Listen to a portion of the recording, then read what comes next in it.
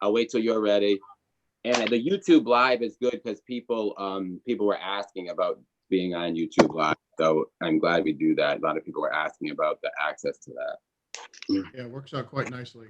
Yeah, people seem to like it. We are live. All right, so we're ready. All right, so we'll call our meeting to order with a pledge of allegiance. I pledge allegiance to the flag of the United States of America, and to the republic for which it stands, one nation, under God, God, indivisible, with liberty and justice for all. for all. Amen. Born and unborn. All right, so I'm going to call to order the budget work session for May 13th, 2020 for the town of Narragansett, fiscal year 2021 budget with the town staff of Narragansett. I'm going to turn it over to Chris Spagnoli. We went through the general fund and enterprise funds yesterday, but I'm going to have her, she's going to recap where we were, but we came down from what was looking at the 3.6% tax increase to a 2.7% tax increase. So that's a good improvement from where we were. And she has something she needs to share with us specifically about rental registration because of what we did with the building inspector. She's going to share with us how that affected rental registration as well. There was a change to that because of the way Tony's budget works. So I'm going to turn it over to Chris right now. Chris, are you out there? Yes, I am. All right. Nice to see you. Thank you, Council President Mannix, and good evening to you, council members and fellow participants. Before we get into the work session, though, I'd like to report the results and changes from the May 6th workshop. And just to reiterate what Councilman Mannix said, there was a reduction in the operating budget by $496,585, and that reduced the proposed levy, from approximately 3.6% down to 2.7%. The residential tax rate was reduced from approximately $10.66 to $10.56 per thousand. The commercial intangible rate from $14.39 to $14.26 per thousand. And as far as rental registration goes, excuse me, the inspector's salary is split 67-33. So 33% of that does go into the rental registration budget. Those funds are separate. It's a special fund that we manage. And also that, we increased the rental registration fees about $120. So that gave an increase of $93,905 approximately. And this allowed the fund to have enough revenue to support the full-time police officer that worked with that office. This year, they could only support about 50% of the salary for that police officer. Also, somebody asked about the rentals. So there is 1,593 seasonal rentals, which is about 60%, and 1,090 year-round rentals, which is about 40%. For about approximately 2,683 rental units. Also, I wanted to share some information regarding the state budget forecast. As some of you may have heard, the state budget estimating conference is forecasting a $516 million deficit in the state budget for 2021. We were told that the meals and hotel revenue details were not included in that amount, and that there's going to be more information coming over the next couple of weeks, but it was basically a general forecast, very top level. They said a number about 17% deficit, so there'll be more information coming, but it's not looking good. Also, Senator Reid, the League of Cities and Towns, and a few other organizations are campaigning for a fourth stimulus. And they're hoping that stimulus money could be used to replace any lost revenues for governments and municipalities. Does anybody have any questions? The recap? So what, the tax, how many cents were going up on the mill rate year over year to get us to that 1066? Was it 43 cents? I don't recall at this time. That's all right, no problem, no problem. So we can get into the capital project funds. First is debt service. This year, it's $2,880,000, $752, sorry. It's an increase of $10,950, which is not too bad. We eliminated Middle Bridge debt service and also eliminated 2 wastewater sewer projects. So those are all enterprise funds, so that really doesn't affect the general fund. Still outstanding issue is the concerning the $2.8 million reimbursement for the purchase of Pier Marketplace. That still remains an issue. Also, we have the road bond. We're on target for spending the $5 million that was issued in 2019. That project has to be completed by November 2020. And like I said, Mike is headed right on target. Of the 17.1 million that was approved, there is an unissued balance of about $5.7 million. So Chris, that would be phase 3 essentially of the road bond, correct? Correct. All right, and so we have unused balance of 5.7 million, and then we have the $2.8 million for the purchase of the Pier Marketplace. Correct. Okay, so that's when we've talked about that $2.8 million hole that we have in our budget. That's where it is. This is where it hits the taxpayers in the pocketbook right here. So I want everyone to be clear about that. That's $2.8 million. We are trying to get our tax rate down low, and that was spent out of the general fund by the prior council. It hits us now because of the lawsuit that's currently being filed by 5 people, okay? Wynn Hames, who's the head of the Democratic Party, Nancy Devaney Januccio, who's the head of a political organization called Love Your Library, Lori Kelly, who's the head of the chair of the Board of Trustees of the library, Mary Ann Grichenko, who's the head of the Friends of the Narragansett Library, and Susan Bonanno, who used to be on the council with us. So that lawsuit's led to a court order preventing the council from selling the old IGA building. So essentially we have a lose-lose situation. Advocates of the library move, don't get the library to go over to the building that they want. And those who do want the library to remain where it is, aren't able to sell the building because it's under court order not to be sold. So that 2.8 million hole is there and it's gaping, okay? There is a remedy to this, right? There is a remedy, okay? The attorneys for both sides have been speaking. Our attorney has been speaking to the attorney for the individuals who are suing the town. And what's happened is in those conversations, a representative of Pier Liquors has talked to our attorney. Pier Liquors has expressed interest in 1,500 square feet of existing space that's adjacent to the Pier Liquor store right now. The reason they are asking for that is they need to incorporate it as a loading dock for deliveries, okay? So the town council has been briefed on this proposal and is familiar with it. So why am I talking about it here? Because I'm talking about how it affects the lawsuit and affects the budget. So first, the town council and the 5 people suing the town would have to settle the lawsuit to fill this hole, okay? That's the only way that would happen. There's another way. No There's written another way. settlement, no written settlement's been proposed to the council by the 5 people suing the town. But I have a proposal that would put this issue behind us. We're in the middle of a pandemic. And I'm going to put it out there. Again, we're not going to solve this tonight, but this is Matt Mannix talking, 1/5 of the council. First, the town would agree not to sell the majority of the IGA building. We dedicate that space to the new library. The town would then sell the existing Pier Liquor space plus the adjacent 1,500 square feet to Pier Liquors after the lawsuit settled, okay? The town would keep the 2nd floor for possible sale or renovation for town purposes. And then the town would be able to borrow approximately $2 million, which represents the value of the remaining space. And that would partially fill this hole, okay? Again, this is my proposal only, right? This is a proposal that's coming from me, as I said, 1/5 of the council.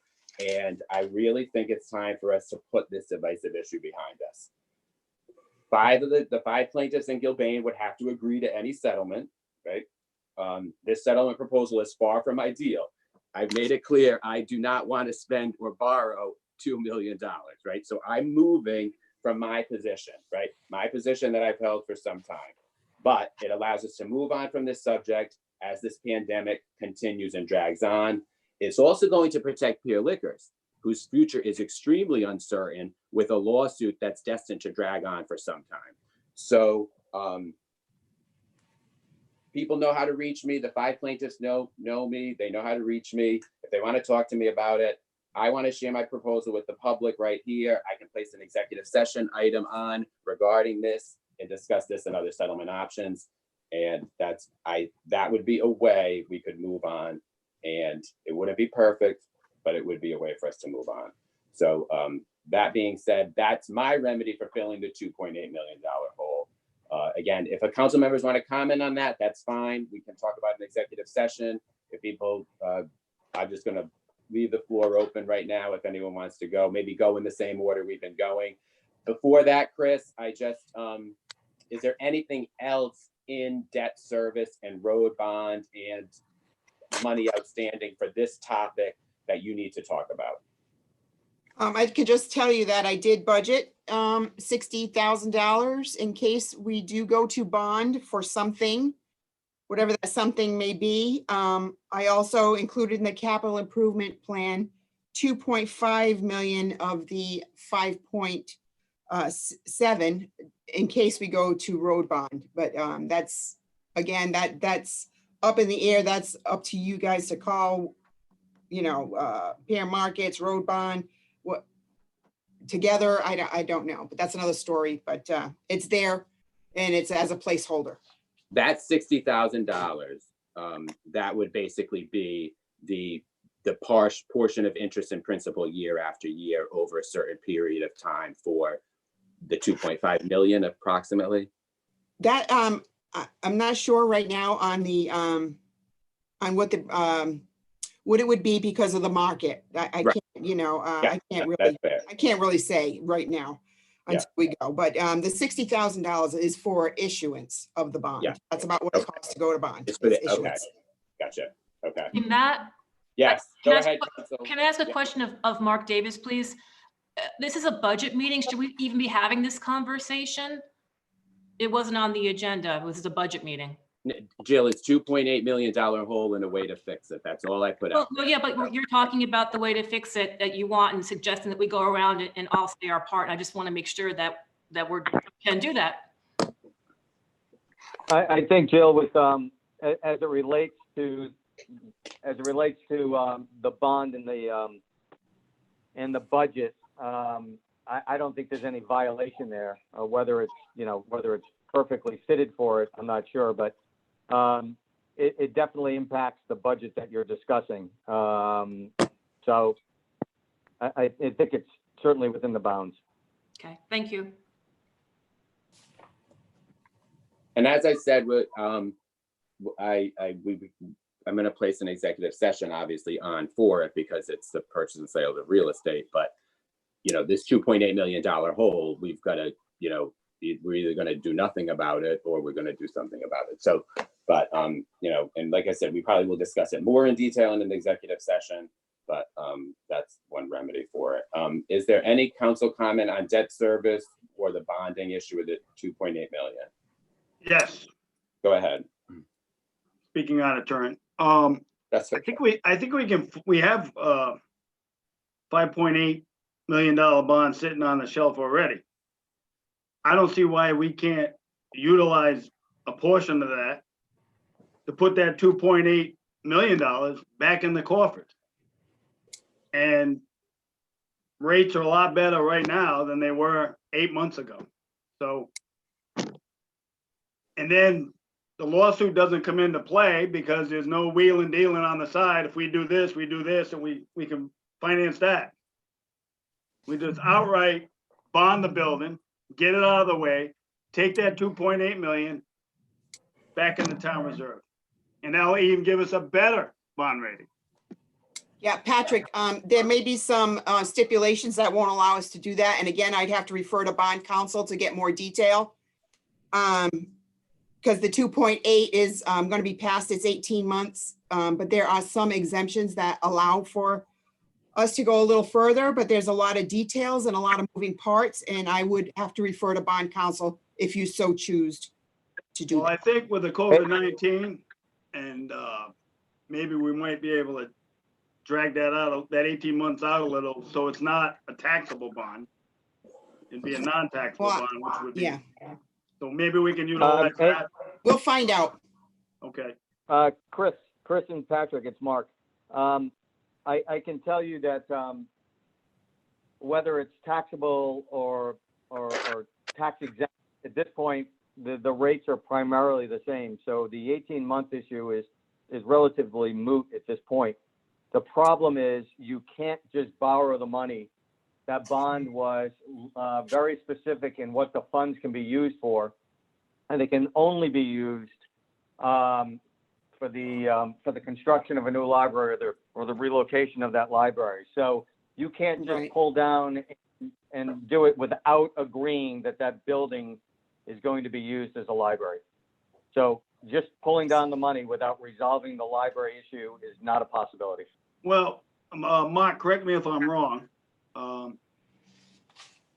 As long as we use, we'll get a percentage of a payback on the bond if that 86% of the library, which represents the peer marketplace, we can utilize that portion of that 2.8 and be approximately 85% of 2.8 million. Is that correct? Yes, if the decision was made to give 85% of that building, dedicate that to library use, you're correct. You could pull down a big chunk of the bond, but the point is that there would have to be consensus on all sides with everybody, the town council, the plaintiffs, everybody would have to agree on a resolution before you obviously commit to dedicating a certain space and pulling bond money down. Perfect. So I think yeah. Perfect. I think at the same time, we can execute a RFP to see what the build out cost is at the same time. That's another issue. Yes, but it will assure that we get that bond money to put back in the coffers. And I'll even cut the damn library budget the way I'll vote for what Ricky wants to do. All right, is there anyone else? So Matt, Yes. as we know, and I think, people have to look at this realistic, where we're sitting right now. We're sitting with tomorrow, next week, next month, September. We don't even know what's gonna happen or what we're gonna be faced with. And I've always said from day one, whether it's putting the money back into the balance, taxpayer money, yes, we need to do that somehow. But the whole picture here is, as people are watching this budget and we're making cuts, 1.8 million was cut from the town manager. We've been told tonight there's another 400,000 being cut, 2.2 million. And now we're going to go through the capital and who knows what'll be cut there. I still ask everybody, where's the $400,000 to $500,000 that's going to be paying the bond and paying the construction of this particular project for the next 20 years going to come from? You're going to have to handcuff everybody else. Right now, we're really asking everybody, step up to the plate and really tighten that belt. And they are. People are tightening their belt. And the one thing I want to make clear, and I made it clear the other night, and social media is going crazy with, oh, you've done this, you've done that. We're going to approve moving forward with a budget, a certain amount of dollars come September, if we don't have the dollars, we're not going to be able to move everything forward. And people have to understand that. We don't know what we're going to have for tax revenue. We don't know what's going to be facing us in this future. This is something that's outside the boundaries that nobody has ever dealt with. And on the federal level, state level, town levels, we have to look at this very carefully. My concerns are the families and taxpayers of this town and the small businesses, that we don't lose them.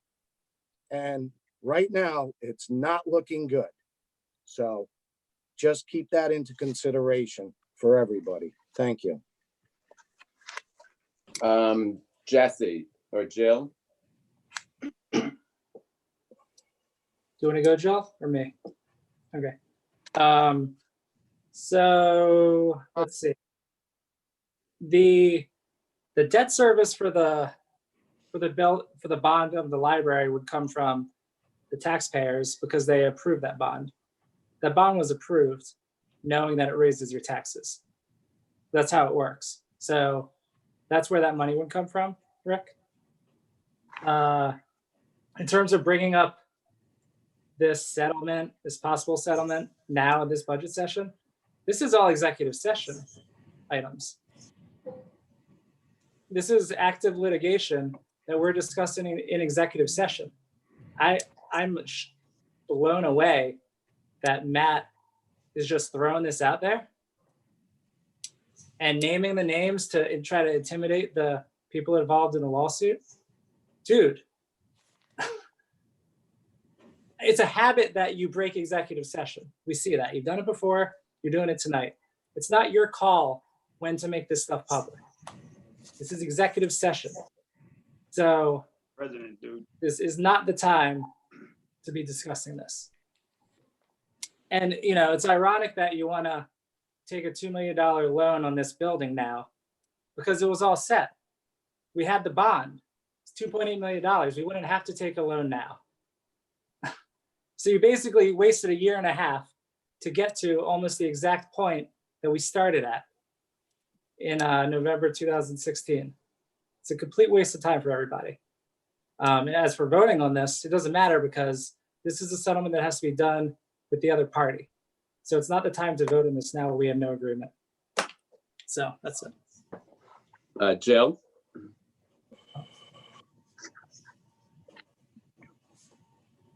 You're on mute. Jill, you're on mute. As I stated on my question to Mark initially, I just don't think it's appropriate to have this discussion. We're in a budget meeting and this was not on any type of an agenda item. So I think we need to bring it back to executive. Jesse's right. All right, no, well, I said it was going to go in executive session, but in the name of transparency, I wanted to put out what my position was on it. And so based on everything that's going on in the world and the town, I thought it might be time to move forward. And to Jesse's point, there are 5 people suing the town. I named them: Marianne Grichenko, Nancy Devaney, Susan Bonanno, Wynn Hames. Those are Lori Kelly. Those are the people who are making it that we can't go either way, that we can't either sell this building or do what we need to do. So that's why we have the hole. It's a lose-lose. You can't go either way. So that's why I'm suggesting the borrowing, because the 2.8 is already gone. All right, so again, we can't solve that here. It's an executive session for our next follow-up on it. And the next item I'm going to turn over to I Chris have one more Spatoli. question. I have one more question for Christine. Yes, go ahead. All right. There's no reason we can't float a bond. The bond out that building, to put that 2.8 back in the, let's not make it the $5.8 million library bond. We can float 2.8 to put it back in the coffers, correct?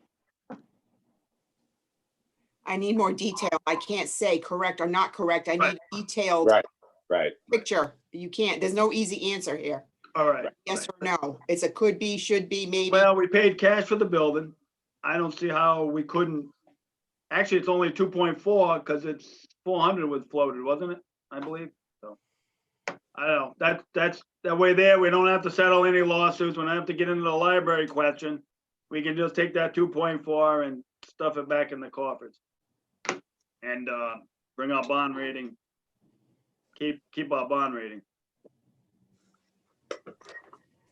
That's All it. right. All right, the next item we've got the capital projects, capital improvement, and this is, so we talked debt service, road bond. So capital improvement is across all of the departments. So I'm gonna kick it over to Chris to give us a summary of what happened with capital improvement. So Finance Director Spagnoli. Yes, thank you. Okay, so there's been a total decrease in the Department to Manager budget of $799,653. It went from 3.404 million to 2.24 million.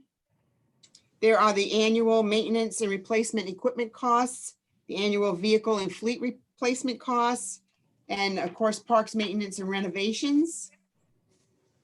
I was not going to go line by line, but I did summarize most of the bigger items. We have a new animal control vehicle requested. Engineering requested a new vehicle. DPW requested phase 2 of the fuel tank replacement of about $100,000. Parks and Recreation requested landscaping for Veterans Memorial Park of $190,000 and Canachet Linear Park of $50,000. Then the big vehicles and equipment are fire requested a rescue 2 at about $300,000. Police 3 vehicles at $141,000.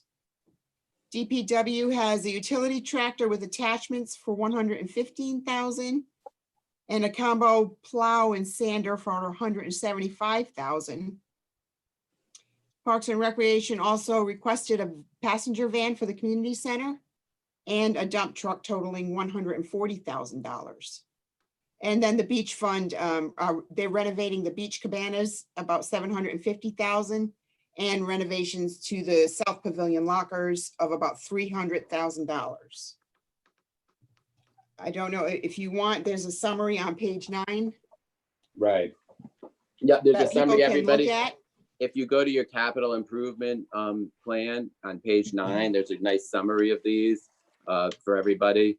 And then there's further detail on them. So so thank you for that summary. We've got it's 2,243,847 total in capital that we have, that we're looking at when we're talking general fund. That obviously doesn't include the things from the enterprise fund, which obviously we can talk about as well in this capital discussion. So there's kind of 2 ways that we can go about this. We can go through and talk about each individual capital item that's on page 9.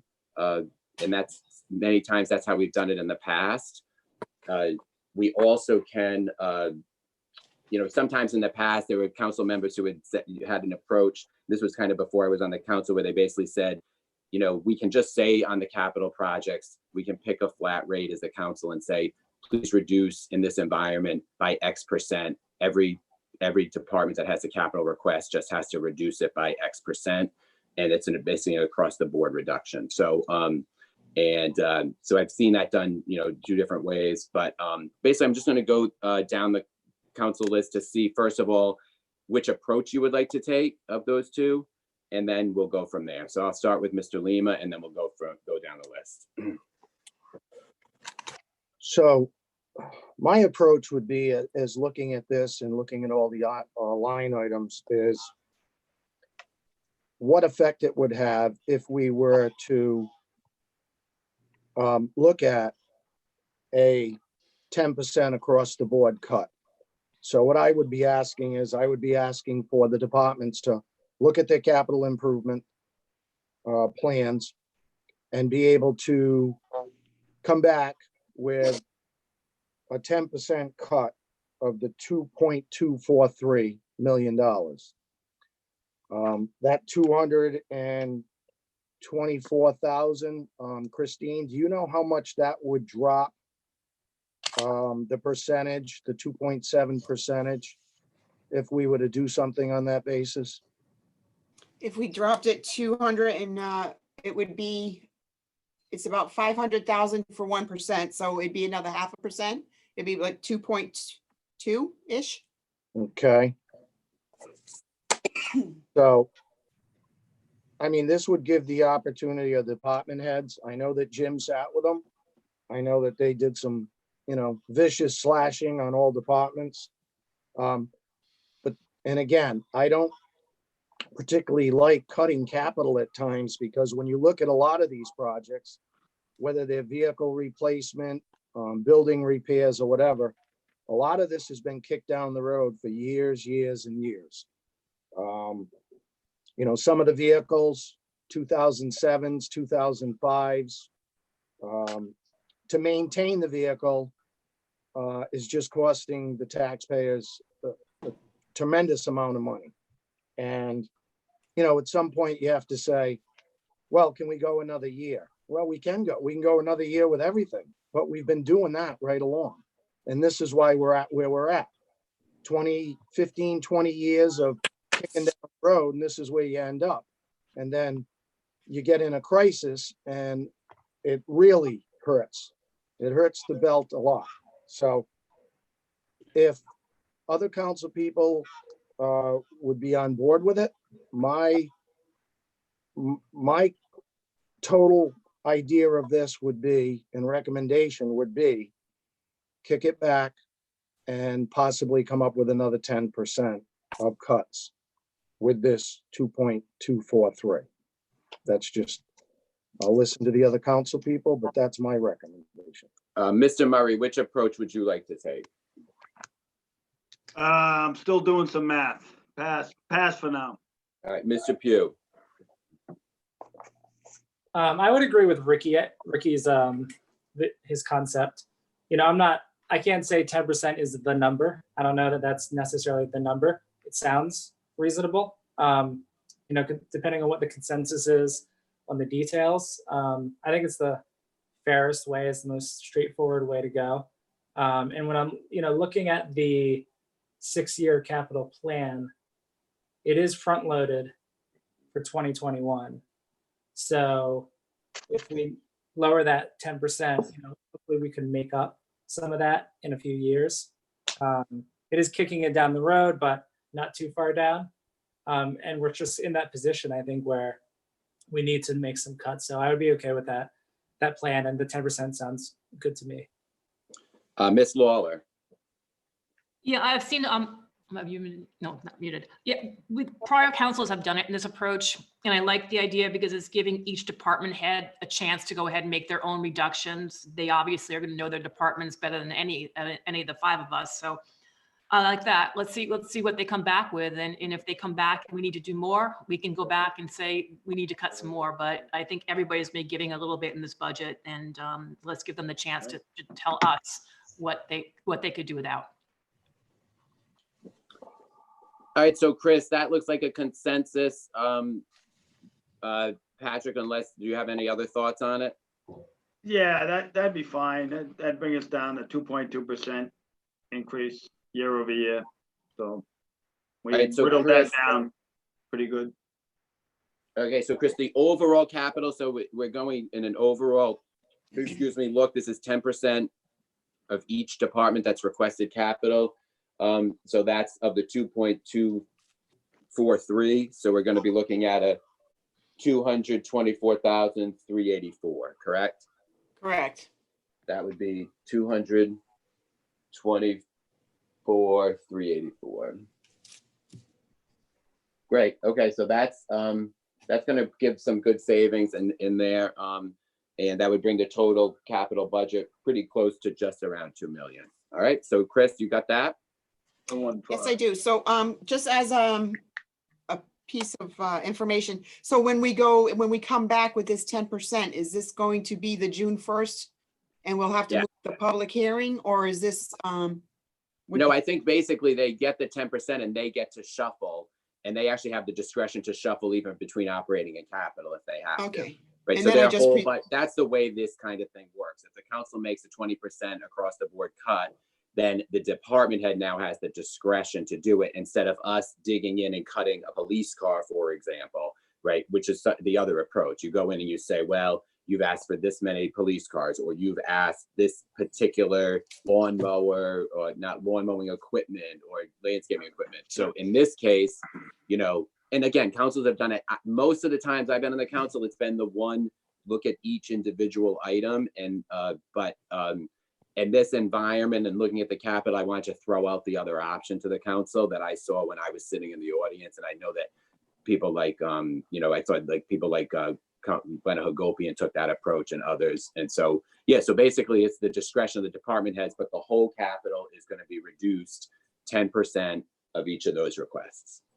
Does that make sense? Yes, it does. Thank you. All right. Before we move on, I know we're moving off of this, so I just want to bring up one question. And other council members may be aware of this since they've been on longer, but what's the Earl's Court renovations? Because it's a large item. I'm just not aware of what that is. That's the water tower. Water tower. But I think, Jesse, I think that's under funds though, isn't it? It's not under capital. I think it's all private funding, Jesse. Yes. That's in Private special funding. revenue. That's in the next category. It's not a Okay. capital All right, we'll project. talk about it then. Yeah. Yeah, the Earl Water Tank is in, it's a special revenue fund. Yeah. All right, so that, we're gonna move on from that unless there's any other commentary. Thank you to all the department heads for working with the town manager and being as frugal as we can be this year, because I think that's important for this environment, because I know people are struggling with furloughs and reduced salaries. So we're trying to keep those tax increases as low as possible. Anything else, Chris, that you need feedback on for that, or are you good? No, I'm good with that. I can move on. So will you jump to, I don't want to, land trust is floating there. Do you need to talk about land trust? It's just that I was just gonna say a little bit that it has a fund balance of $320,000, $320,650. And we had a zero fund transfer this year. We did not transfer funds. That was the recommendation for this year. They have a good fund balance. So I just wanted to say that. So the biggie, the land trust amount, and if I speak out of turn, please correct me, but the land trust amount is essentially started, that was a bond at one point that hovered around 2 million. And the big purchase that was made was the Middlebridge property over the years. And then, correct, okay. And then now what's left over for us to, for the land trust to make recommendations to the council to purchase open space in town, there's still $320,000 to work with. So if they found an empty lot or a home or something that they thought was a good idea for the town to buy for preservation purposes, there's $320 to work with. Is that correct? Correct. Okay. All right. Any questions on that from anyone? Rick? Yeah, I have a question on that. So I am one of the liaisons for the land trust. So is that normally a $50,000 transfer? Yes. Okay. Was there any talk with the land trust on foregoing that this year? No. Not that I'm aware of. Jen? No, No. it was. We didn't talk to them. No, we were just being very conservative with our budget. Okay. Do you guys know if that's actually mandated by the charter, that 50,000? It is not. There's nothing in the charter about that? No, Okay, we've checked that. I have. Okay. Mark, do you know? Mark Davis? I don't know if he knows. No, I don't know off the top of my head, and I can certainly check the charter. Okay. I just want to be sure. I just want to be sure about it. I don't know if it would be an issue to leave that out this year, since there is a decent fund in there. I just thought it might have made sense just to maybe just talk to them and make sure they were cool with that. Just have a basic line of communication there, because I do think it would be fine, but they may have been expecting it just because there was no discussion. So that's all. Yeah, as far as I know with the ordinance or the charter is the towers is the one that we're required to make a transfer for. Okay, yeah, maybe I was mixing up those two. I just wanted to be sure about it. That's okay. Thank you. So Yes. on that point, the land trust,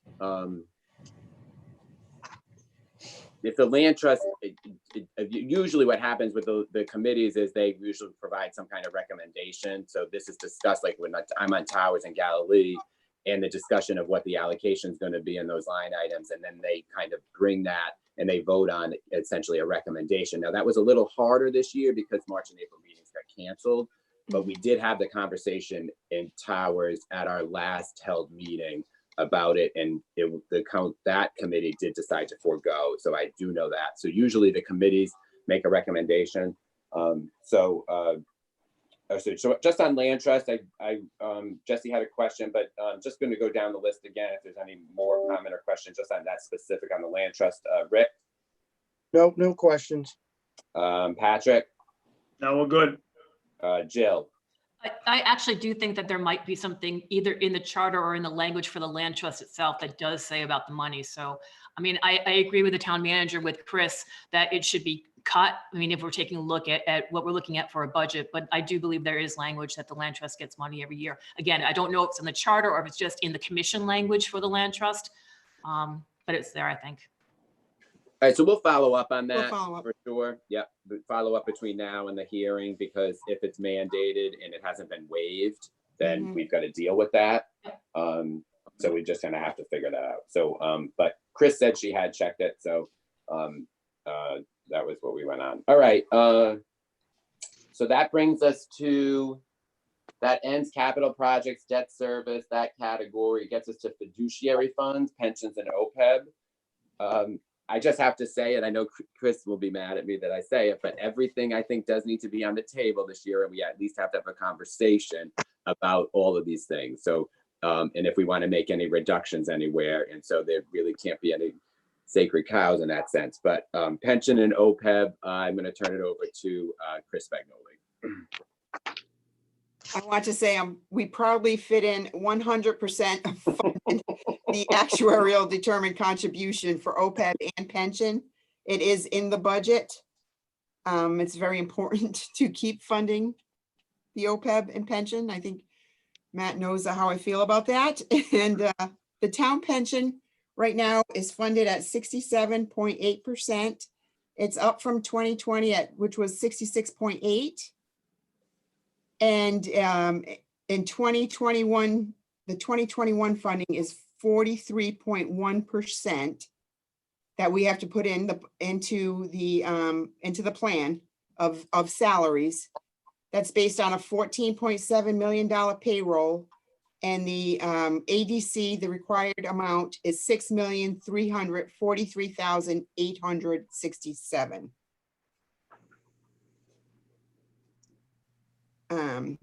For the 1666 police pension, that's the closed pension, that is still in critical status at 52.4%, but it is up from 46% last year. There are only 14 members left in that, so you know, that's in critical is really irrelevant at this time. We have the transfer of $267,000, which we do every year, and like I said, it currently has 14 members. The OPEB, it's funded at 25.8%, up from 22.7%. The transfer is $3,146,614. And of that $3 million, $2,749,890 is from the general fund, and $396,724 are from the enterprise funds. So we're just getting out of critical status with the town pension. You know, anything above 60% is not critical. And I would worry that we could slide easily back into a critical status if we change our plan. And do you want to express the concern? Then we'll go through the council, but so town pension, so I remember when I came on the council, we were hovering around 60%. So over that 7-year period, we have slowly crept up, right? It's basically a 9% increase, because we, in those years, it was critical, and we had to go up to 80%. And the years before that had been funding at a lot less than 80%.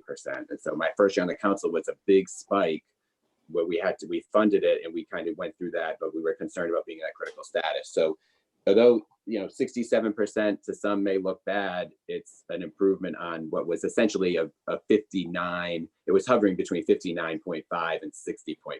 So we were we were below critical status. Chris, just on pension especially, the concern is if we is in what's going on in the market rates right now in the economy that you're anticipating. What are you anticipating there with pension? Right, we're worried about a lower rate of return, obviously, because of the market right now. That, will affect us 2 years out, really not the current year, because the valuation is for 2 years forward.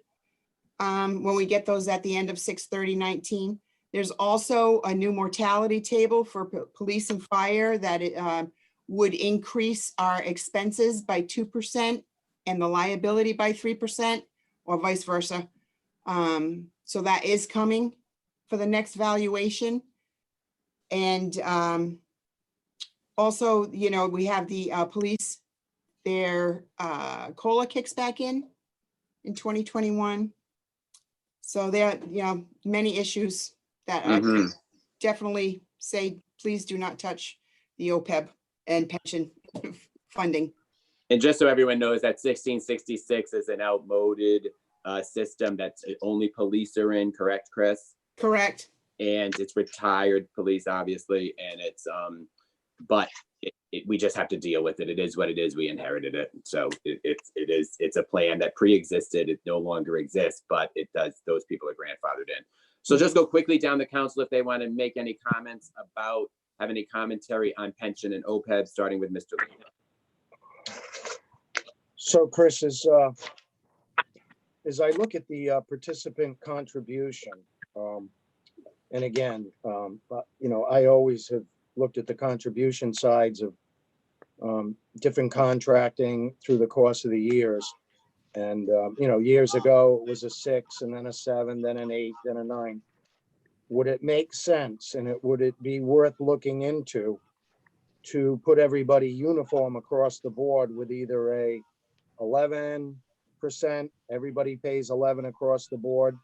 And what would be the benefit factor, not only for the pension fund, but for the people that are contributing to it? Yeah, we can look into that. The majority of, members are paying the 11%. It's mostly senior management and non-union people that pay 10%. It's a small percentage, but it's definitely something we could look into and to see what that would be. Okay. I mean, I would be interested to see what that would do. Sure. Okay, I'm fine. Mr. Murray.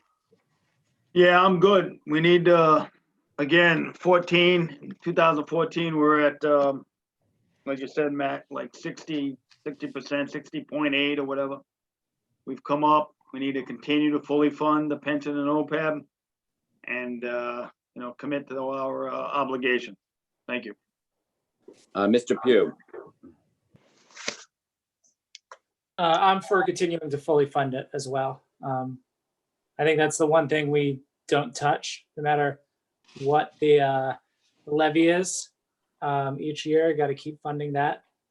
So I'm no changes for me.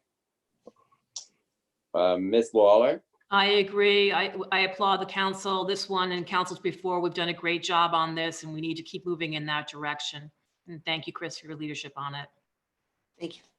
All right, great. I agree as well. So thanks for your advice on that, Chris. And at some point, we have not had, Terry Donovan had actually alerted me to this. We have not had our NIHART presentation this year. We will do it. It's just a matter of, we're going to want to do that face-to-face after the restrictions lift. So, we would not have had quite yet, correct, Terry? It still would be about a month or two out. Am I right? That is correct.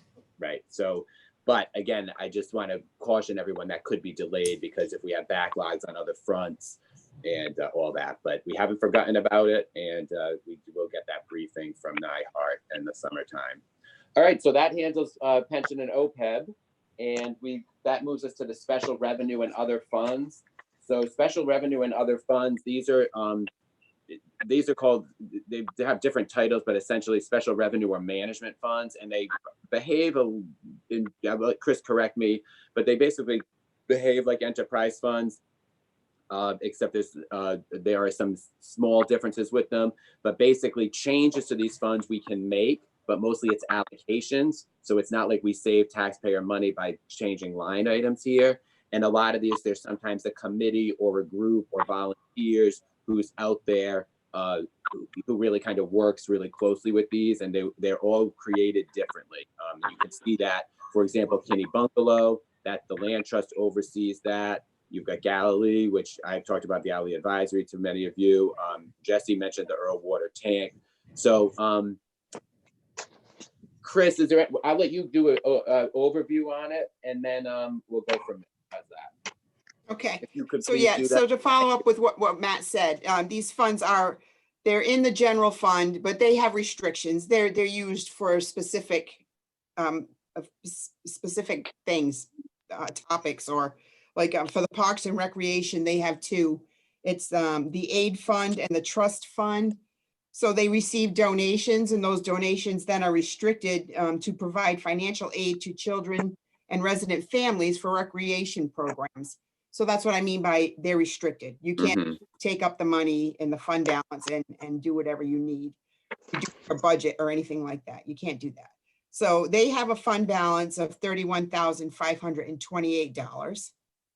And then Steve also has the trust funds, which are donations and restricted for town public events, such as the fireworks, concerts, movies on the beach, and such. That also has a fund balance of $143,155. And like I said, these are all restricted to those activities. We have recycling with this year. It's on its own, but the state has ended the funding. So like I mentioned it on the 6th, DPW is requesting to move that fund into the departmental general fund.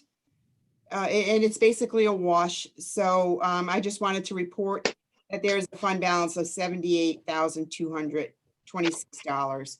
And that would have to stay, that would have to be restricted still for recycling activities.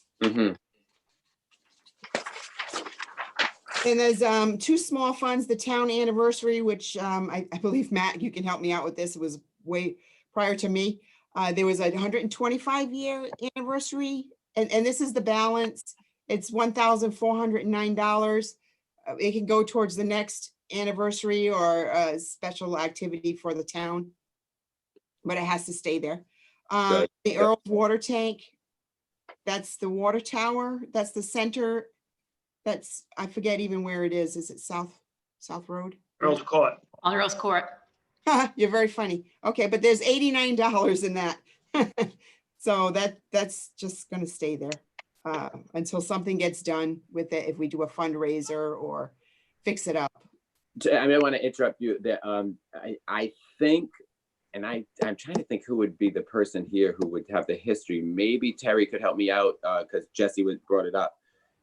I think this was related to the water tank and fixing it up with the Historical Society and that, but it was set aside, but it hasn't really had a lot of traction in terms of donations. That was Sally Latimer that headed the effort. Yeah. That's right.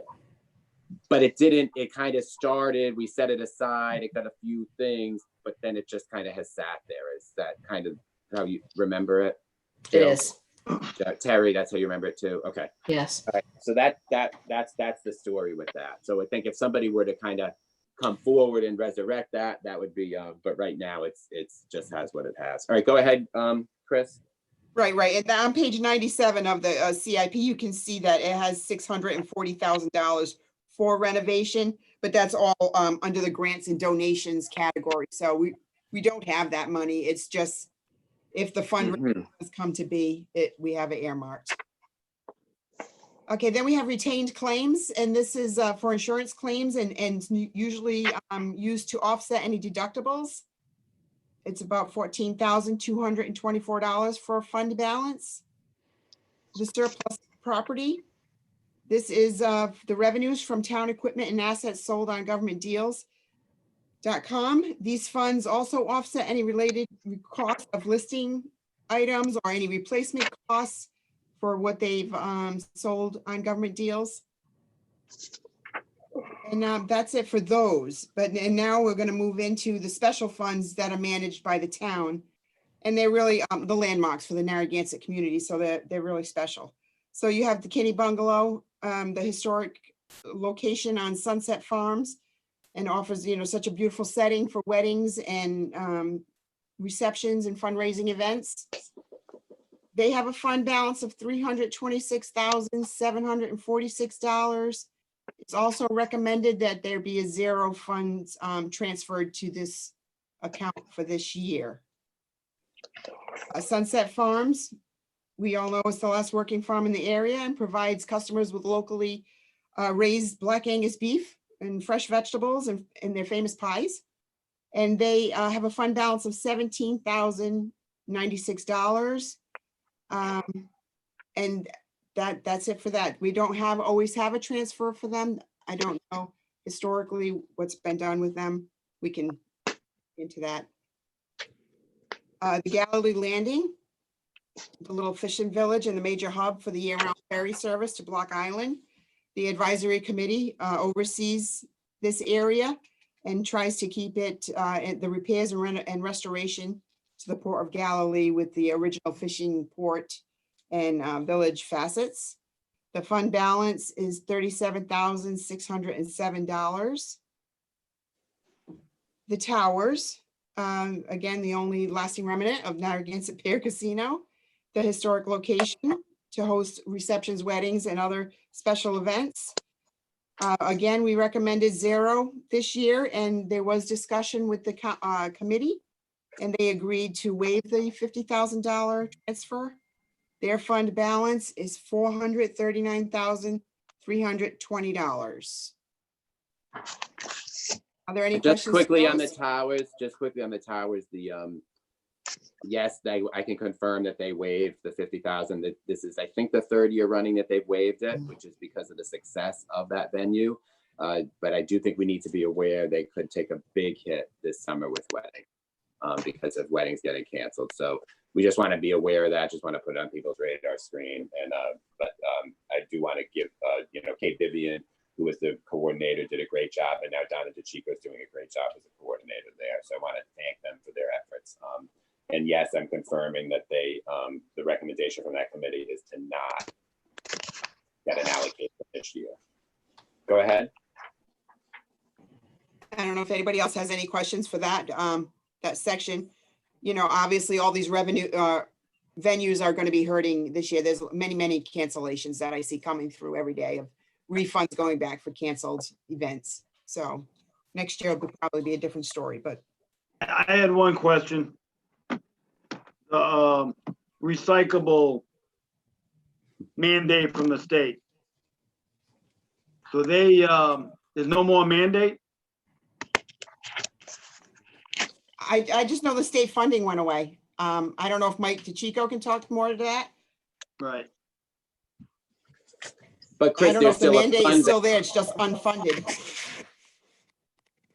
So Chris, maybe that one is, it had allocations from the state, but there's still a fund balance, but there's no future allocations coming from the state. Is that correct? That's correct. So at some point, Patrick, the council would probably in a few years have to decide. Right now, that fund balance can pay the recycling coordinator's salary. So there's no dipping into the general fund to do that. Correct. Right. Correct. But down the road, and this is what happens with some of these funds, if they're kind of left alone or they're just kind of spending money on utilities. I've seen other ones where the money being spent on utilities or to keep it going, but nothing is actually coming in. That's the concern. So right now, that, and that salary right now is what? It's a part-time salary of around 20 something, Chris? Yeah, in the 20, 20,000, 24,000 range. And it brings in money too. It brings in revenue. Mhm. I want to say maybe 45 to 50,000, I believe. So with the supplies, the salary. it's License pretty much- fees. Yeah, But is it a Collection, man, right. is it a state mandate? Yes, It's still a state mandate, but it's unfunded from the state. yes. So if we don't recycle in town, we'll lose the state, the municipal tipping rate, whichever what it is now, 70 something dollars a ton, then we would be paying over the $110 a ton at the resource recovery. Well, To can tip. we save, I mean, can we continue to recycle but not have a coordinator? Who's gonna do it? I don't know. I mean, people just recycle, don't they? They don't hand it to their coordinator and then throw it in the trash. I don't know. The No, I don't coordinator, know. the I coordinator mean, I think handles all. everybody knows what recycling is. I think everybody's pretty much schooled on that one. I just don't understand why there's a program, especially when it's a state mandate, they discontinued, right? And then discontinued the funding. Well, discontinued the funding. I don't like these unfunded mandates, is my point. Neither do I. You know? No. So, Mike, I, Mike, mind just describing what the recycling coordinator does? The So that might help. recycling coordinator throughout the year is the one who schedules and all of the recycling events throughout town. She handles all of the licensing with all of the trash haulers in town. So she handles taking care of all the licensing, making sure that the payments are made. She handles all of the reconcile of payments to resource recovery every month, because the trash haulers have a tipping cap that they send to us. Then we pay resource recovery, not the hauler themselves. The town pays so that the haulers can tip under the town's cap. And so she handles all of that, on a 20-hour a week basis. It's not, it's not a full-time thing. It's Right. handling it on a part-time basis. okay, we You know, bring that- in 48, we're paying her 24, so it's a wash. She has Does a supplies, great job. things like that, office supplies, etc. Yeah. Yeah. Pretty much a All wash. right, all right. Thanks, Mike. All right, so to keep an eye on, just because if it ever is starting to come out of the general fund, then you've got to start to have a different conversation. But right now, at least in the short term, there seems to be enough there to fund the position, but it's no longer, funds are not coming in from the state. So it's something to keep an eye on for future councils, I think, because you don't want, you got to keep an eye on those things, as Patrick's called attention to it. All right, so any questions? That's all the funds. Chris, do you have anything else on it? I just wanted to bring up the school department allocation, finish with that, if that's okay. Yeah, let me just, because it's a separate thing, I just want to Okay. ask if there's questions or comments in general or from I know we kind of already done it, but just to make sure everyone's comfortable on special revenue, those special revenue funds, and then we'll get to school, I think, which is our last topic. So Mr. Lima on special revenue funds. Nope, I am fine the way it is. Okay, Mr. Murray, I'm good. Mr. Pugh, I'm good. Thank you. Ms. Lawler. Comments? Fine. Right, great. All right, so we're going to move on. This wasn't on the agenda, but I think we want to have just a discussion about it, just so we have it on the record, the school allocation. So I'm going to turn that over to Chris in terms of school allocation, the recommendation from the superintendent, and then the town manager's discussions with him. So go ahead, Chris.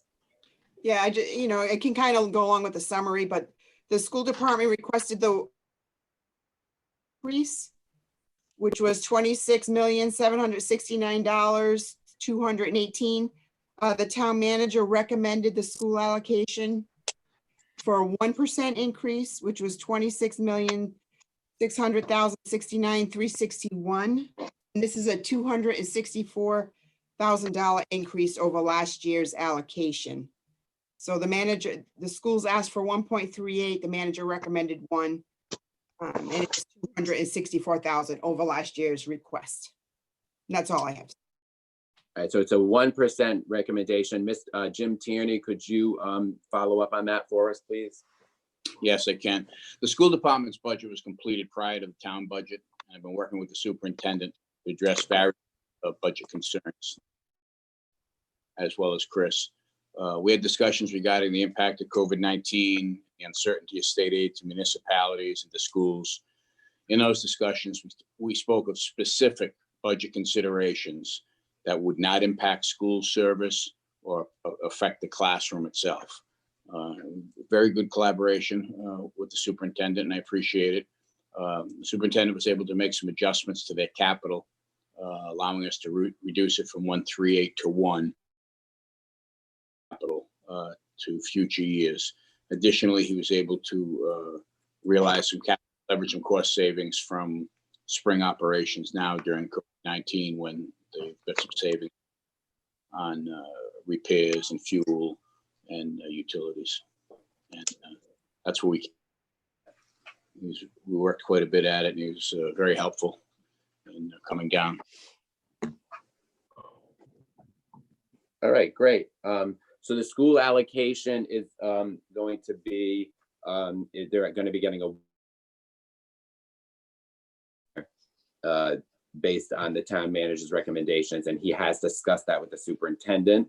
I just want to make sure that the council members all are okay with that allocation. So I'm just going to go down. Yeah, I'm very happy that the superintendent has dropped down to that percentage. I thank them. And like I would tell everybody, wherever we end up, at whatever point, this town will stand behind everybody that's in this town. We will stand behind them, and whatever is needed, we will thank them. Mr. Murray. Yeah, I'm good with everything. I'm optimistic here. I think we're gonna get back to normal a lot sooner than what people think. Human nature. So I'm good. Mr. Pugh. Yep, I'm good with that school budget. Sounds good. Ms. Lawler. I'm good with as well. I had an opportunity today to speak to Dr. Cummings for a bit of time, and he's going to need to have a lot of things potential coming up. We'll still know when we'll start the school year. I wish I could share Patrick's optimism about this, and when they do come back, things are going to really change. I mean, he's talking about maybe having classes come in at different times, and it's going to be them coming down to the 1. And I wish Dr. Cummings the best. He's with us tonight. Nope, see him right there. Oh, he is. Oh, okay. Good. So thank you, everybody, on that. The schools are one of our greatest assets, and we have a special place in our heart for them. And I'm a product of the school system, and the teachers are wonderful. And I'm very happy that over the years, the school committee and the town council, since I've been on the council at least, have been able to work together. And sometimes there's a cut to the school allocation, and sometimes they come in at level funding, but there's always conversation, and there's always, it works out. And sometimes it's not perfect, but I'm happy to say I've never really had a year that there was really animosity. Even when we had something really controversial, it's still, everyone came to the table and eventually came to a compromise. And Patrick remembers that year, right, Patrick? Yeah, I think I got an F that year. But still, I think it's good because it characterizes a lot of cities and towns have a characteristic where there's that animosity, and it causes it's not a good thing. So that's on the school allocation. So that wraps us up on what we had on the agenda. Two things that I think we need to at least be aware of is that are variables that we might get information on in the next couple weeks. So we, Chris, you may, or Jim, you may get information about this, is going to be things like the state aid to the schools and the sales in hotel tax revenues. But we just, at this point, we don't have enough information on those, so we are, go ahead. May I? Yeah, go ahead, with yeah, you. go ahead, Pace, yeah, go. When you're done Yeah. with that, I'll come in. It's on another topic. Thank you. What is that? When you're done with that, I'll chime in. It's on another topic that we previously Okay. discussed. And so, okay, why don't you do that, and then I'll try to do the wrap up in terms of what the next calendar looks like. Yep, that was all I had, those two. So, The Land Conservatory Trust. Somehow it was an oversight. We believed it was not by charter. However, it's an error. It is by charter under section 2106. It's $50,000. I contacted Mr. Rogers while I stepped outside for a moment and then looked it up as well. So I will speak to Mr. Rogers further after this, but that, Thank you. sorry for the error. That's Sorry an for the error, yes. additional penny to the mill rate. Yeah, So, 50,000, right. I So, apologize for the overlook. Yes. so Chris, I do what we'll sum apologize. up, Chris, There were to a sum few- up for, Chris, to sum up, then we're gonna have that increase of 50. We're gonna have to put that increase of 50 in, and then in capital, we have the cut of 224,384, correct? From Correct. tonight. And well, the town manager is going to tell the land trust. So we'll see after discussing it with them, if we have to put the 50,000 back in, the 10% with capital and 11% contribution for pension across the board for Mr. Lima. All right, so then what happens now is, because we've done our work sessions, now what happens is finance director goes, we'll run those numbers, get us to a new tax rate. If we get more information on things like money coming from the state, obviously we would incorporate that into the budget. And then sometimes there's small things with assessments changing, or sometimes I've seen that in budget, there's changes that come up in the 3 weeks that Right. it's such as the assessments. That's the others are escaping me right now. But so that's will be presented at June 1st at the second public hearing. If there's significant information, I think that needs to come forward to a future work session. I just want to check council's schedules, but I don't think we need another work session. I think she can provide that information. This gives her a lot of time to do that. And then she can send us that, she can send us, the council, just the updated spreadsheet, essentially. This is the new tax rate. We'll get the answer on the 50,000. And then so basically our next thing that we would have would be the June 1st second hearing on the budget. And as I said, if necessary, I think the times that would give Chris enough time to then make any changes, and this is really for Jim and Chris, if something big happens at the state level that really changes these dollar figures, I just want to check the council's availability if that would be May 19th or May 21st. Are those dates that people are available? I'm going to just go down the list. Mr. Lima. I'm available. Okay, Mr. Murray, I'm good. Mr. Pugh,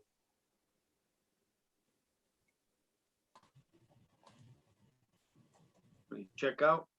Sorry, I was muted. That's fine. Ms. Lawler. Either work. Okay, and then Chris, those dates also work for you? I know we talked about it already, May 19th or 21st. Yes. And Terry, do those work for you? Yes, sir. And Jim? Yes, they do. Okay, great. So if necessary, that would be when we would do that. But that's going to come from Jim or Chris if something, again, if something big happens. Otherwise, we will get the new numbers coming into the budget for June 1st. All right, is there any final commentary from anyone? All right, so go ahead. Sorry, just a quick one. We have Dan Holland here. So I had a question for Dan. I don't want him to get overlooked. We didn't talk about IT at all tonight. One thing I did notice that was cut, I understand the reasoning, but the live streaming that we have been talking about for a couple of years now, trying to get going so that people can continue to watch these meetings online when we're in the chambers. It's easy, obviously, through Zoom because you just simulcast it. But I feel like when we get back to the chamber and we have a capacity limit, you're not going to have people that want to come out, or they might not be able to come out. And a lot of people don't have public access. So since we're cutting it from the budget, is there something that we could do to continue to live stream our meetings from the town hall without that full allocation that we had talked about? There is. Unfortunately, that will also increase another line item, but we can do a quick and dirty method of it. It's not great. It doesn't sound super like anywhere near as good as the Zoom side of it does. But there is a possibility, but we have to also incur a cost to add a second tech at the camera to run that streaming system. It's not as easy as the Zoom is to do. Which would be What about, at that point. okay, we had a special meeting back in, it was either March or early April, where it was just a quick meeting, a 5-minute meeting. And I just basically set up my phone, streamed it to Facebook, and people said the audio was pretty good. I mean, I feel like that's better than nothing. We could talk more about it. I just want to ensure that we have that service available. Quick and dirty it would be. But yeah, we could do Yeah, it. I agree. I agree, because some people aren't gonna, once we start getting into the 25 people in a room and that situation and start opening up, there's gonna be people who are maybe compromised in health who just aren't gonna show up and want to see a live, performance. Nothing like a live performance. So. Thanks, Dan. You're welcome. All right, thank you. Is there anything else? I'd like to thank all the staff members who, the senior staff and all the employees who work so hard every day, and the senior staff who worked very hard on this. And then the next few weeks, we have to do a few more cuts. And I'm sure they'll do a great job with it with us. And thank everyone. That's all. Great. Good. All right, for the thank first you. meeting. I just wanted to thank, what was that, Chris? I said, thanks for my first budget meeting. Well, you did a great job. Thank you. I Great wanted to job. thank Chris Spagnoli for her work on the budget. She was working very closely with the town manager. Wanted to thank Jim also for working with her so closely in kind of keeping these taxes as low as we could. And Dan, thank you. This was very unanticipated, and you've been great to make this comfortable for everybody, this Zoom process. So I think that's been very, very helpful and made people comfortable. So thank you. And then of course, Terry, right, for taking notes in this environment, which is much more challenging than it looks, everybody, because you're not in the same room. And I've been in that situation before, taking notes, and I know how it is. So long ago. But anyway, thank you, everybody. Great job, and have a great night. And that concludes our work sessions on the budget for this year. Have a great night.